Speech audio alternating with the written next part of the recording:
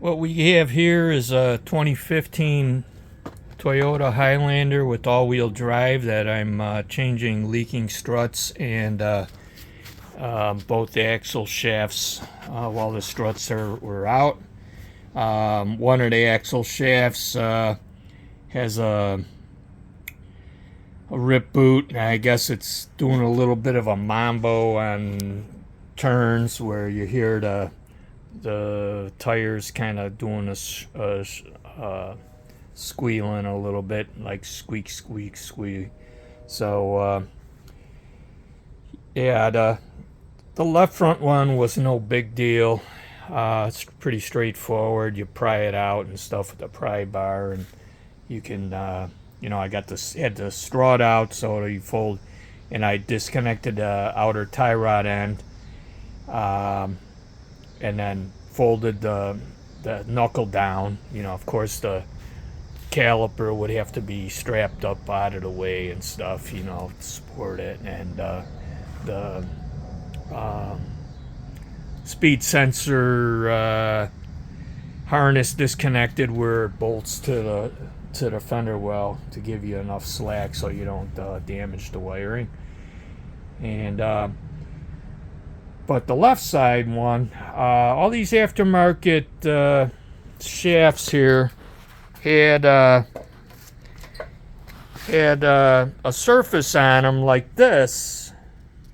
You could catch your fingernail. See, on the one side it's fine, it's polished, but on this surface, I've been working on that with strips of 400 grit sandpaper to improve the surface, but it was all like this with you could catch your fingernail, and it's not suitable for a seal to be sealing here.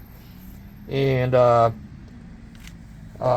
he got this off Rock Auto, but AutoZone, Advance Auto, all of them list this for all-wheel drive, but this surface here is rough. It's not polished. And the OE, there's a seal that rides here just inside of the bearing on the transfer unit. And I was surprised. It took a good half hour to hour of messing around with strips of 400 grit sandpaper, but I think I got the surface pretty good. So this thing's ready to go in. But I'll just go over real quick what I had to go through on taking this thing out. The first thing I did was applied the brakes on this thing, and and I released the nuts. There's like a crimp on the nut, and you use like a cape chisel or a chisel that's beveled like 45 degrees, and you kind of lift that crimp so you don't really mess up the threads on or the nut won't jam up.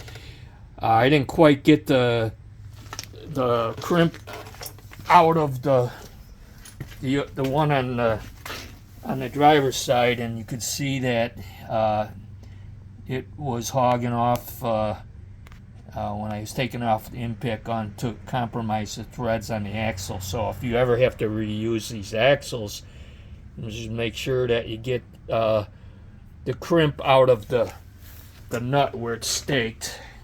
You got to lift the staked part of the thing so it clears. And on this, I could not. There's like a clip that holds retains the bearing retainer clip, and the bearing was seized in there. And I tried to air hammer with the flat punch. It didn't want to do it.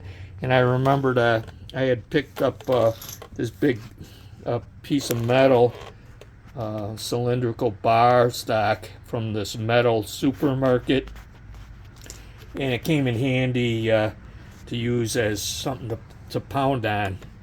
I had like a 3-4 pound sludge, and got it up against the inner joint, and was able to drive it out. It's a good idea maybe to spray it down and let penetrant soak on that overnight. before you attempt this. Now, I had the struts out of the way, and there's this speed sensor harness. You have to loosen it up from there's a bolt that bolts it to the inner wheel well, and that gives you some slack with this thing. You gotta undo the clip. The caliper here, I had it strapped to the engine mount, but I found out I had to take this engine mount off. I was able to get the axle out by taking the inner boot off, and then I was able to pull the axle out. But it was binding. It was cocked and stuff, and I figured I was gonna like mess up the seals putting it in and stuff. So I ended up taking the engine mount off that goes right in here, and the bracket, and this inner cover here, and here's the upper bracket here. It's right here.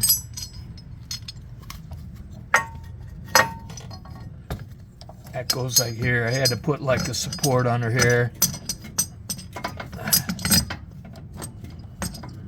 Yeah, it's just, you have to jack up the engine with the support the engine.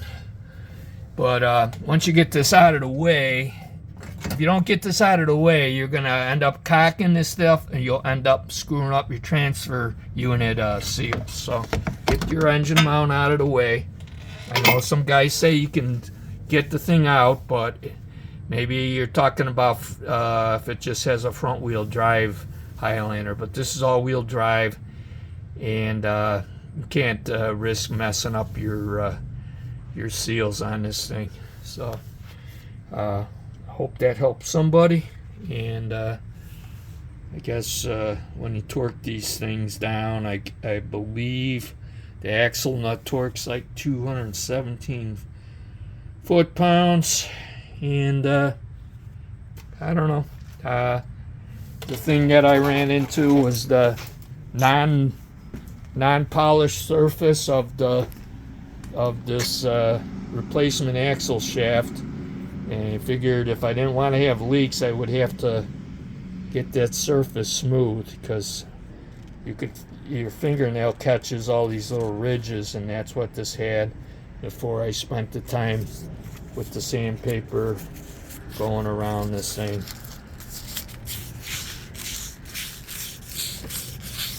You gotta work at it for quite a while before those ridges disappear enough to feel confident against that, about the axle seal or the oil seal not leaking.